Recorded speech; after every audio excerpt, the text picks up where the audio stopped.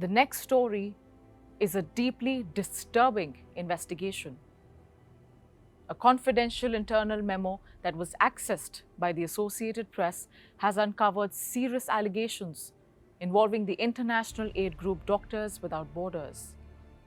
The report points to a pattern of sexual abuse and exploitation by several local and international staff working in Chad along the border of Sudan. These allegations also include targeting underage girls and coercing refugees into sex in exchange for food or jobs.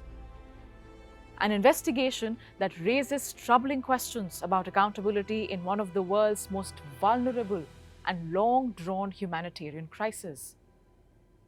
This disturbing report has put one of the world's leading organizations under intense scrutiny. Internal probe by Doctors Without Borders has uncovered 59 allegations of sexual abuse and exploitation involving their staff. The report, which was completed in July 2025 and first accessed by the AP last week, has led to 18 employees being dismissed and permanently barred from working with the organization again. While some allegations could not be verified or the perpetrators identified, this report has also said that some of the repeated exploitations suggested potentially organized sexual trafficking. And this in return has raised serious concerns about the safety of refugees. The aid group was meant to protect them. Instead, its staff ended up abusing them.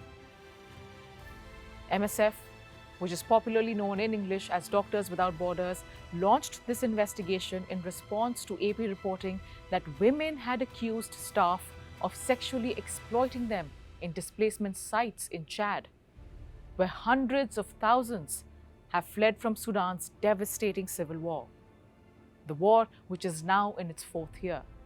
The report has credited Associated Press for playing a fundamental role as an external whistleblower.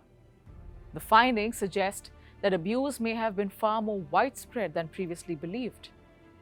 And what's even more alarming is that this involves Doctors Without Borders, one of the largest aid organizations and among the biggest employers in the refugee camps of eastern Chad, where thousands of vulnerable people depend on its support for their survival.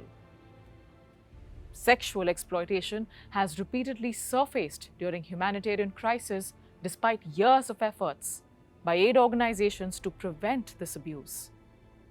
In the cases that AP found in Chad in the year 2024, women have said that people meant to protect them, humanitarians, local security forces, they have in fact offered money, easier access to assistance, and jobs in exchange for sex. Such sexual exploitation in Chad is a crime. In fact, it's a crime anywhere in the world. And in its report, Doctors Without Borders noted that the cases found in Chad stand out because it had allocated extra resources to combat and prevent abuse. So where did things go wrong? The memo also said that the findings likely only scratched the surface, as many women were hesitant to speak openly. The MSF, in response to AP reporters, has said, and I'm quoting them here, "This misconduct represents a serious breach of MSF's values and responsibilities, and we deeply regret the harm caused." Sudan had plunged into civil war more than 3 years ago after a brutal power struggle between the army and the paramilitary rapid forces, or the RSF. Today, it is widely seen as the world's worst humanitarian crisis driven by the civil war. More than 11 million people have been forced from their homes, and 28 million people are facing acute hunger.